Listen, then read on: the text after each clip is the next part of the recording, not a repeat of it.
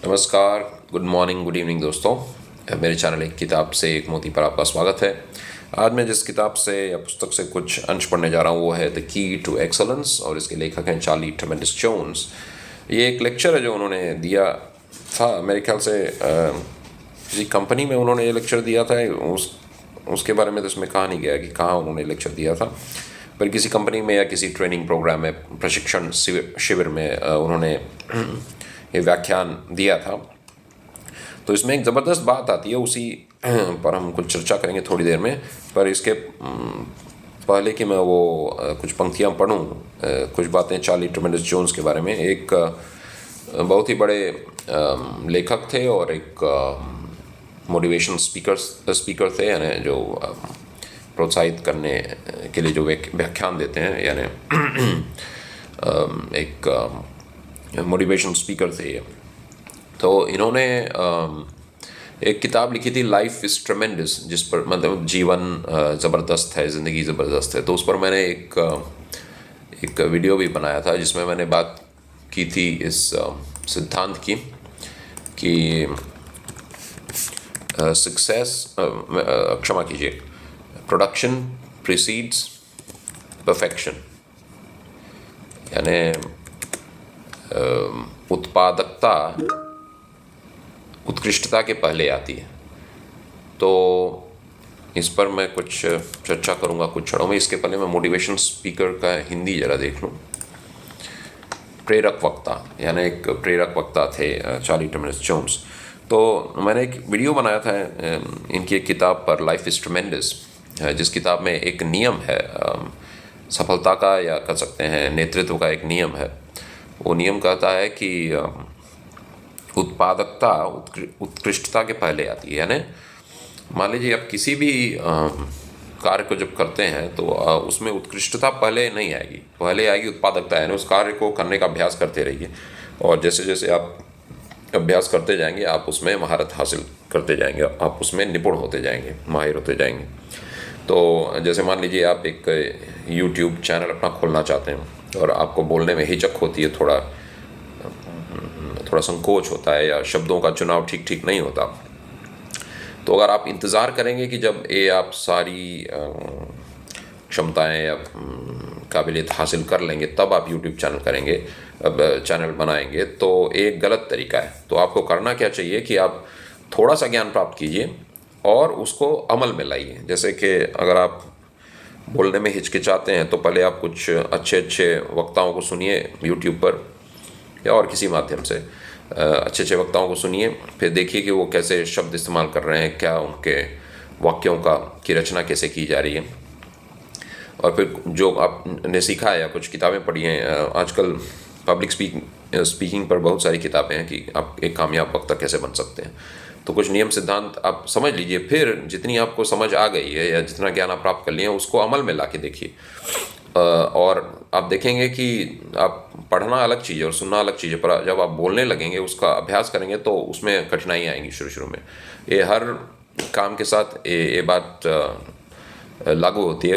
हर किसी भी काम को जब आप शुरू करेंगे, नए काम को, तो उसमें थोड़ा बहुत प्रशिक्षण आपको लेना होगा। फिर जब आप उसको अमल में लाएंगे तो शुरुआती दौर में कई कठिनाइयों का सामना करना पड़ेगा, तो शब्द नहीं आएंगे, वाक्य रचना मुश्किल। तो जैसे देखेंगे, अभी मैंने 1 महीने पहले अपना YouTube चैनल शुरू किया था, तो मेरे कुछ शुरुआती वीडियो आप जब देखेंगे तो उसमें थोड़ा मुझे कई जगह कठिनाई होती थी शब्दों का चुनाव करने में, और जैसे मुझे कई बार स्क्रीन के सामने रखना पड़ता था जो वाक्य मुझे पढ़ना था। पहला वीडियो तो मैंने पूरा टाइप कर लिया था अपना, यानी मुझे क्या बोलना है सब टाइप था। तो मुझे लगा कि अगर कहीं विचार अगले शब्द का चुनाव मैं ना कर पाऊँ तो अटक जाऊँगा वीडियो में।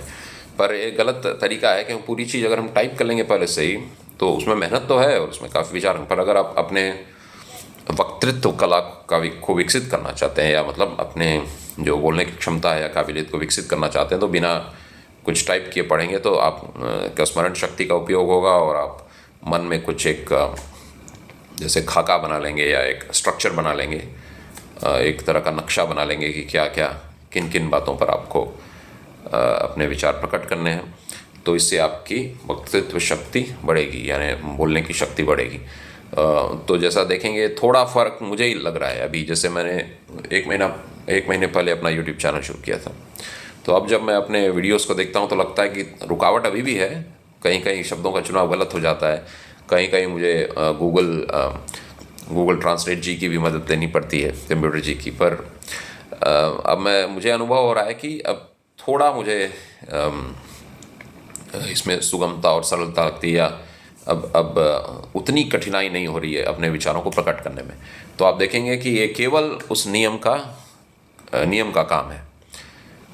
उत्पादकता आती है पहले, उत्पादकता उत्कृष्टता के पहले आती है। यानी आप किसी भी कार्य में जब महारत हासिल करना चाहेंगे तो शुरुआती दौर में आपको कठिनाइयों से और गलतियों से गुजरना ही होगा।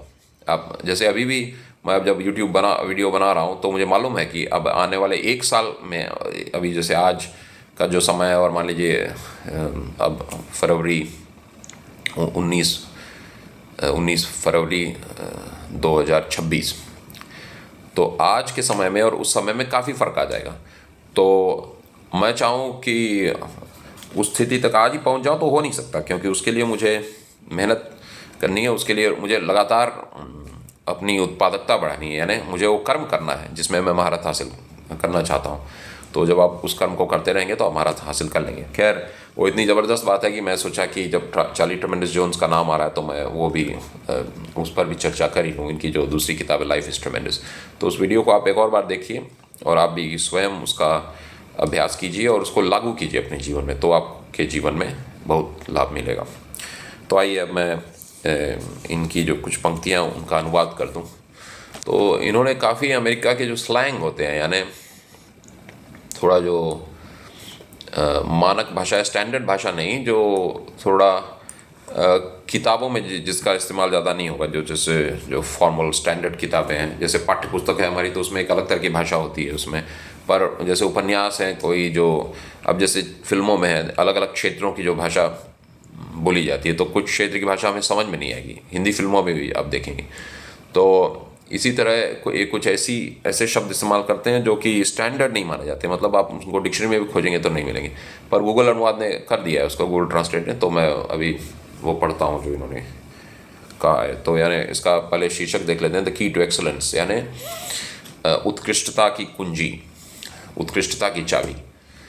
तो आइए मैं पढ़ता हूँ। काश मैं अपने पसंदीदा विषय पर घंटों समय बिता पाता, किताबों की शक्ति पर। मैंने यह कथन सालों पहले सुना था और अब मैं अपने जीवन के हर दिन खुद को इसकी याद दिलाता हूँ। मुझे आज इसे फिर से कहना अच्छा लगता है। सत्य कभी पुराना नहीं होता। यह आपके जीवन के हर दिन अधिक दुर्लभ, वास्तविक और ताज़ा होता जाता है। अब वही वाक्य जो बता रहे हैं, अभी बताने जा रहे हैं, वही मुख्य विषय है इस वीडियो का। आप आज भी वैसे ही हैं जैसे आप 5 साल बाद होंगे। आप आज भी वैसे ही हैं जैसे आप 5 साल बाद होंगे, सिवाय 2 चीज़ों के, आप जिन लोगों से मिलते हैं और जो किताबें आप पढ़ते हैं। तो यही विषय है, इस पर आएंगे। विचारकों के साथ रहें, आप एक बेहतर विचारक बनेंगे। सफल लोगों के साथ रहें, आप बेहतर सफल बनेंगे। आप सफल बनेंगे। देने वालों के साथ रहें, आप बेहतर देने वाले बनेंगे। थम सकिंग, अंगूठा चूसने वाले मतलब शिकायत करने वाला इंसान, अंगूठा चूसने वाले, शिकायत करने वाले और मूर्खों के साथ रहें और आप बेहतर अंगूठा चूसने वाले, बेहतर शिकायत करने वाले और बेहतर मूर्ख बनेंगे। तो संगत की महिमा के बारे में इसमें चर्चा है। तो जैसी हमारी संगत होगी वैसे ही हमारे जीवन की दिशा बदलेगी। तो सकारात्मक लोगों के साथ रहेंगे आप, तो आप सकारात्मक रहेंगे। नकारात्मक लोगों के साथ रहेंगे तो आपका जीवन भी नकारात्मक दिशा ले लेगा। पर मुख्य विषय इस वीडियो का यही है। तो जो अभी पंक्ति मैंने पढ़ी थी कुछ समय पहले, तो उसे मैं दोहरा देता हूँ। आप आज भी वैसे ही हैं जैसे आप 5 साल बाद भी होंगे। आप आज भी वैसे ही हैं जैसे आप 5 साल बाद होंगे, सिवाय 2 चीज़ों के, आप जिन लोगों से मिलते हैं और जो किताबें आप पढ़ते हैं। यानी आज भी आप वैसे ही हैं जैसे आप 5 साल बाद होंगे। तो एक तरह कल्पना करना होगा हमें कि आज मैं जो हूँ वही मैं 5 साल बाद रहूँगा। पर क्या ऐसा मुझे करना होगा कि मैं बदल जाऊँ या मैं आज से बेहतर रहूँ, या आप ये कह सकते हैं कि जैसा इन्होंने कहा है, मैं इससे भी बुरी स्थिति में जा सकता हूँ कब, अगर मैं नकारात्मक लोगों के साथ समय ज़्यादा बिताऊँगा, जो कंप्लेन करते हैं यानी शिकायत करने वाले लोगों के साथ, और नकारात्मक नज़रिया जिनके पास है उनके साथ। तो जैसी हमारी संगत रहेगी वैसी ही दिशा होगी हमारे जीवन की। तो कहने का मतलब है आज का जो समय है और 5 साल बाद वाला जो समझ लीजिए समय का बिंदु है, और जो क्षण है, आज वाला क्षण और 5 साल बाद वाला क्षण, उसके बीच जो 5 साल की अवधि है, जो समय है, उसमें ऐसा मैं क्या करूं कि मैं 5 साल बाद एक बेहतर इंसान रहूं। तो चार्ली टिमोथी जोन्स कहते हैं कि 2 चीज़ें आप कर सकते हैं। ऐसे लोगों से मिलें जो आपका जीवन सकारात्मक रूप से बदल सकें, एक बात। दूसरी बात, आप किताबें, अच्छी अच्छी किताबें पढ़ें। तो क्योंकि ये सेमिनार है, उस पर ये किताब आधारित है, तो एक सेमिनार में एक व्याख्यान दे रहे हैं, तो उस वक्त उनके साथ स्टेज पे बहुत सारे उन्हीं की तरह प्रेरक वक्ता बैठे रहे होंगे, मोटिवेशन स्पीकर्स रहे होंगे। तो ये क्या कहते हैं इस किताब में कि आप उन लोगों को तो साथ नहीं लेके जा सकते अपने, जो अच्छे अच्छे स्पीकर हैं। हाँ, आप यूट्यूब पर उनको सुन सकते हैं, पर ये खैर यूट्यूब का ज़माना नहीं था जब इन्होंने स्पीच दिया था। पर इनका कहने का मतलब है कि आप उन स्पीकर्स को तो घर लेके नहीं जा सकते, तो आप क्या कर सकते हैं, उनकी किताबें आप अपने साथ लेके जाइए। और यूट्यूब पर भी आप देखेंगे तो वीडियो में पूरी बात कोई जो वक्ता होता है पूरी बात उतनी बढ़िया ढंग से नहीं कर पाता है जितना कि उसकी किताब का थी। क्योंकि किताबों में उन्हें बहुत ही सोच समझकर अपने विचार रखने होते हैं, उनका एक सही फ्लो होता है, यानी जो विचारों की श्रृंखला होती है, विचारों का जो बहाव होता है, वो बहुत ही स्पष्ट तरीके से बहता है, या मतलब उसमें एक जो अरेंजमेंट होता है, यानी व्यवस्थित विचार होते हैं। वैसा व्याख्यान के वक्त हम नहीं ये सब बातें ध्यान रख सकते हैं। तो लिखी हुई किताबों का ज़्यादा महत्व है। आजकल तो ऑडियो बुक्स का भी ज़माना है, तो आप ऑडियो बुक्स भी सुन सकते हैं। पर किताब जब आप पढ़ते हैं तो एक तो आपकी नज़र देखती है शब्दों को, और दूसरे आप सुनते भी हैं अपने आप को जब आप पढ़ रहे हैं। और आप कई तरह के टूल्स इस्तेमाल कर सकते हैं मार्क करने के लिए, तो आप किंडल भी यूज़ कर सकते हैं। पर मुझे लगता है कागज़ वाली किताब का अभी भी कोई उसकी मतलब उसकी प्रतिस्पर्धा में कोई और चीज़ और दूसरी तरह की किताब तो अभी नहीं आई है, यानी कागज़ वाली किताब के टक्कर की चीज़ अभी तक तो नहीं आई है मुझे लगता है। तो खैर, आपको जैसी सुविधा हो आप वैसे पढ़ें किताब को, पर करने का मतलब है कि किताबों में ज़्यादा प्रभावित करने की शक्ति होती है हमारे जीवन को। तो अगर आप 5 साल बाद एक बेहतर इंसान होना चाहते हैं तो आप ध्यान रखें अपने संगत का, कि कैसे लोगों के साथ आप मिल बैठ रहे हैं, उठ बैठ रहे हैं, क्या उनका प्रभाव आपके जीवन पर सकारात्मक पड़ रहा है या नकारात्मक। पर जैसा कि इन पंक्तियों से भी हमें पता चलता है कि ये हमारे हाथ में अक्सर नहीं रहता कि हम किन लोगों के साथ अपना समय बिताएं। हर वक्त सकारात्मक लोग ही मिलेंगे आपको, ज़रूरी नहीं है ऑफिस में, ज़रूरी नहीं है कि आपके जो कोलीग्स हैं, जो आपके साथ सह कार्यकर्ता हैं या सह कर्मचारी हैं, वो भी सकारात्मक होंगे। क्योंकि कई बार ऐसा होता है कि बहुत नकारात्मक लोग आपको मिलेंगे। कभी हो सकता है आपका बॉस नकारात्मक हो, कभी हो सकता है आपके सह कर्मचारी नकारात्मक हो, या और कुछ बात नकारात्मक हो आपके जीवन में। तो इंसानों को चुनना इतना आसान नहीं है, पर किताबें चुनना बहुत आसान है। आप अच्छी अच्छी किताबें चुन सकते हैं। तो अब आप कैसी किताबें पढ़ें अगले 5 सालों में कि आप एक बेहतर इंसान बन सकें अगले 5 सालों में, तो कुछ मैं आइडियाज़ आपको देता हूँ, विचार देता हूँ। आप भी खुद विचार कीजिए कैसी किताबें पढ़ें। एक तो है कि आपको प्रतिदिन या रोज़ एक सकारात्मक सोच की किताब पढ़नी चाहिए। तो एक वीडियो में जैसा मैंने बताया था कि 4 किताबें आप पढ़ेंगे अगर रोज़, इनमें से कुछ पंक्तियाँ, तो आपके विचार सकारात्मक रहेंगे। एक तो है सकारात्मक सोच की शक्ति, नॉर्मन विंसन पील की। दूसरी है सोचिए और अमीर बनिए, think and grow rich, Napoleon Hill की। तीसरी है लोक व्यवहार या how to win friends and influence people, Dale Carnegie की। और चौथी है चिंता छोड़ो और सुख से जियो, यानी how to stop worrying and start living, ये भी डेल कार्नेगी की है। तो इन चारों पुस्तकों में से कुछ कुछ पन्ने आप रोज़ पढ़ेंगे, या आप क्रम से ऐसे पढ़ सकते हैं। पहले दिन आपने सकारात्मक सोच की शक्ति से कुछ पन्ने पढ़े, दूसरे दिन सोचिए मेरी बनी ऐसे, और ऐसे ही एक क्रम दोहरा सकते हैं। 4 दिन में चारों किताबों के कुछ कुछ पन्ने आप पढ़ चुके होंगे, और फिर 5वें दिन वापस पहली किताब पर आ जाइए और इस क्रम को दोहराइए जीवन भर। तो यही क्रम अपना के जेफरी गिटमर एकदम सकारात्मक सोच वाले इंसान हो गए हैं, और अभी मेरे ख्याल से 78 या 78-79 उनकी उम्र है। अभी भी एकदम पूरे जोश से भरे हुए हैं और सकारात्मक सोच वाले इंसान हैं। तो पहली बात तो ये है कि आप सकारात्मक किताबें पढ़िए। दूसरी बात है कि आप अपने धर्म ग्रंथों को रोज़ पढ़िए। आपका जो भी धर्म है तो उसके जो धर्म ग्रंथ हैं अच्छे अच्छे, आप चुनकर उन्हें रोज़ थोड़ा बहुत पारायण कीजिए या पाठ कीजिए। तीसरी बात है, अपने क्षेत्र की कुछ किताबें पढ़िए। जैसे कि आपका जो भी क्षेत्र है, आप सेल्स में हैं तो सेल्स की किताबें पढ़िए, आप बिज़नेस में हैं तो बिज़नेस की किताबें पढ़िए। क्योंकि सोचने की शक्ति जो है वो उसके लिए एक चिंगारी अक्सर ज़रूरत पड़ती है। उस चिंगारी के द्वारा ही हम अपने सोचने की का जो ये प्रक्रिया है उसको, उसमें कुछ तेज़ी ला सकते हैं। ये नहीं है कि किताब नहीं पढ़ें तो हम सोच नहीं सकते। तो जब आप किताबें पढ़ते हैं तो एक तरह की वो चिंगारी का काम करती है। और जैसे इंजन में होता है मेरे ख्याल से इग्निशन इंजन, कुछ एक स्पार्क लगता है और फिर इंजन चालू हो जाता है एक यानी चिंगारी से। तो उसी तरह जब चिंगारी किताबें आप पढ़ेंगे तो कोई ना कोई एक विचारों की चिंगारी आपके स्वयं के विचारों की प्रक्रिया को सक्रिय कर देगी। वो चिंगारी एक्टिव कर देगी, एक्टिवेट कर देगी, और आप तेज़ गति से सोचने लगेंगे किसी दिशा में, सही दिशा में। तो इसलिए अपने क्षेत्र की किताबें पढ़ना भी ज़रूरी है। और चौथी बात, आजकल क्या हमेशा से ही था महत्व, पर आजकल कम्युनिकेशन का बहुत महत्व है। आप किसी भी ऑफिस में जाएंगे तो आपको वो जांच पड़ताल करते हैं जो मैनेजर होंगे या जो भी आपका इंटरव्यू लेते हैं कि आपकी कम्युनिकेशन स्किल्स कैसी है।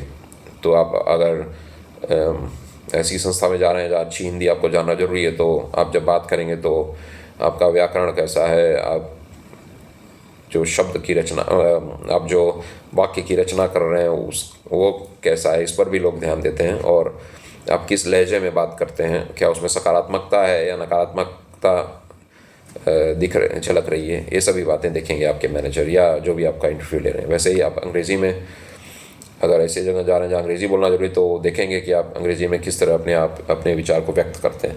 तो अपनी भाषा को भी हमें खूब संवारना चाहिए, मांझना चाहिए, ताकि हम उसमें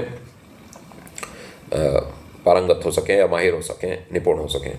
तो आप एक शब्दकोश ज़रूर रखिए अपने पास, एक व्याकरण भी रखिए। जैसे हिंदी का तो रखिए ही, मातृभाषा में भी हमें अपनी मातृभाषा में महारत हासिल करनी चाहिए। ये हमें घमंड नहीं होना चाहिए कि क्योंकि कोई भाषा हमारी मातृभाषा है तो हम उसमें माहिर हो गए, ऐसा नहीं है। जॉन रस्किन थे अंग्रेज़ी के एक बहुत बड़े लेखक। अनटू दिस लास्ट जो उनकी थी, उसने गांधी जी को बहुत प्रभावित किया। तो उस पुस्तक में जॉन रस्किन बताते हैं कि अंग्रेज़ी के मातृभाषा होते हुए भी उन्हें पूरा जीवन लग गया उसमें माहिर होने में। यानी किसी को भी उसकी मातृभाषा में भी माहिर होने के लिए पूरा जीवन लगाना पड़ता है। कहने का मतलब है कि एक प्रक्रिया है जो चलती रहेगी जीवन भर, क्योंकि इतने शब्द होते हैं भाषा में और इतने मुहावरे होते हैं। तो ये सब किसी भी एक इंसान को जानना संभव नहीं है जीवन भर में। तो इसलिए आप सतत प्रयास करते रहें, कोशिश करते रहें कि अपनी मातृभाषा में भी अपने आप को बेहतर करते रहें, और अंग्रेज़ी भाषा भी सीखिए और उसके व्याकरण पर ध्यान दीजिए, उसकी जो वाक्य रचना है उस पर ध्यान दीजिए, उसके उच्चारण पर ध्यान दीजिए। अंग्रेज़ी में भी उच्चारण महत्वपूर्ण है, क्योंकि हम अपनी भाषा ही जब किसी को गलत उच्चारण करता हुआ सुनते हैं, थोड़ा ध्यान हमारा उससे उड़ जाता है। तो जो संदेश है उस पर उसका तो महत्व है, पर वो किस तरह शब्दों का उच्चारण हुआ, इस पर भी हमारा ध्यान जाता है।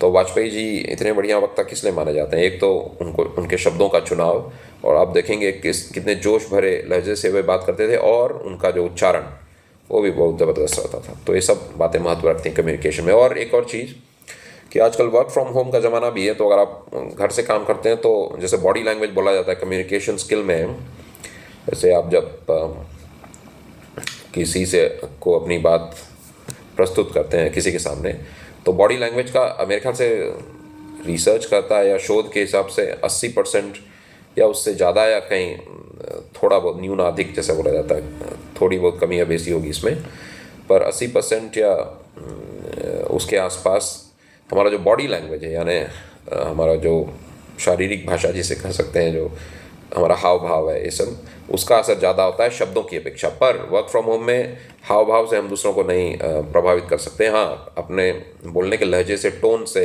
प्रभावित कर सकते हैं, पर ज़्यादातर देखा जाएगा कि हम ईमेल से बातचीत करते हैं, मैसेंजर से बातचीत करते हैं, फ़ोन से बातचीत करते हैं, या जो आजकल कॉलिंग एप्लीकेशंस टीम्स होता है माइक्रोसॉफ्ट का, उससे हम कॉल करते हैं, ऑडियो कॉल, कभी कभी वीडियो कॉल भी होता है। पर ज़्यादातर आप देखेंगे तो ऑडियो कॉल होता है और मैसेजिंग होती है, ईमेल्स होते हैं, और किसी न किसी मैसेंजर टूल से हम अपने मैसेज को दूसरों तक पहुंचाते हैं, संदेश को। तो अगर भाषा में महारत नहीं रहेगी तो हम अपनी बात को ठीक तरह से व्यक्त नहीं कर पाएंगे दूसरे को। इसलिए आजकल के ज़माने में तो और भी ज़रूरी है कि हम भाषा का अच्छा ज्ञान रखें। और दूसरी बात है कि तभी हम तकनीक का लाभ उठा सकते हैं जब हम किसी क्षेत्र में पहले से ही माहिर हैं। जैसे मान लीजिए कोई गूगल ट्रांसलेट का अगर मैं मदद ले रहा हूँ, तो अगर मुझे दूसरी भाषा का ज्ञान नहीं है तो कई बार जब गूगल ट्रांसलेट गलत ट्रांसलेट कर देगा तो मैं उसको ठीक वैसे ही लेके आपके सामने प्रस्तुत नहीं कर सकता। तो उसमें जो गलतियाँ रहेंगी, तो अगर मैं उस भाषा को पहले से ही थोड़ा बहुत जानता हूँ तभी उसमें गलतियाँ मैं ढूंढ सकता हूँ। जैसे कि ग्रामर टूल्स आते हैं आजकल व्याकरण को शुद्ध करने के लिए। तो कई बार आपको देखेंगे कि आपका वाक्य काफ़ी बढ़िया रहेगा, पर वो जो व्याकरण का टूल है आपको बोलेगा कि नहीं, इस शब्द को बदल के कर दो। तो अगर हम बिना सोचे विचारे उस टूल की बात मान लें, जो कंप्यूटर में जो ग्रामर चेकर एक होता है, तो आपके व्याकरण को चेक करता है जैसे जैसे आप लिखते हैं, तो हम बिना सोचे समझे उसकी बात को मान लें तो कई बार तो अर्थ का अनर्थ कर देगा। और कई बार आपकी जो बेहतर वाक्य रचना थी उससे उससे भी इंफीरियर क्वालिटी का वो सेंटेंस दे देगा। कहने का मतलब है, मतलब गुणवत्ता में वो और भी कम होगा आपके वाक्य से, मेरा कहने का मतलब ये। तो इसलिए तकनीक का सही इस्तेमाल करना बहुत ज़रूरी है। तो यही मैं आज करना चाहता था। तो आइए मैं एक बार फिर पंक्ति दोहरा दूँ चार्ली टिमरस जोन्स की।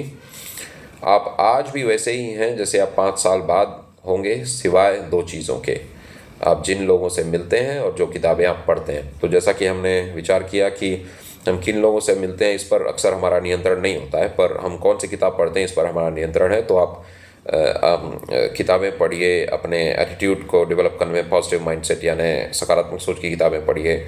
आप अपने क्षेत्र में आगे बढ़ने के लिए किताबें पढ़िए।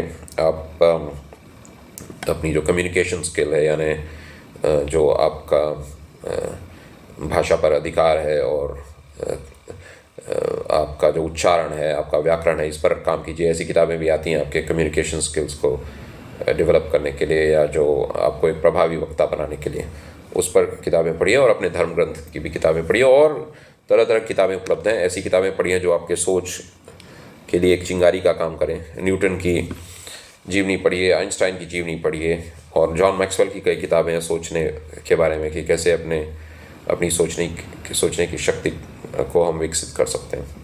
तो आशा है आपको ये वीडियो पसंद आया होगा। धन्यवाद।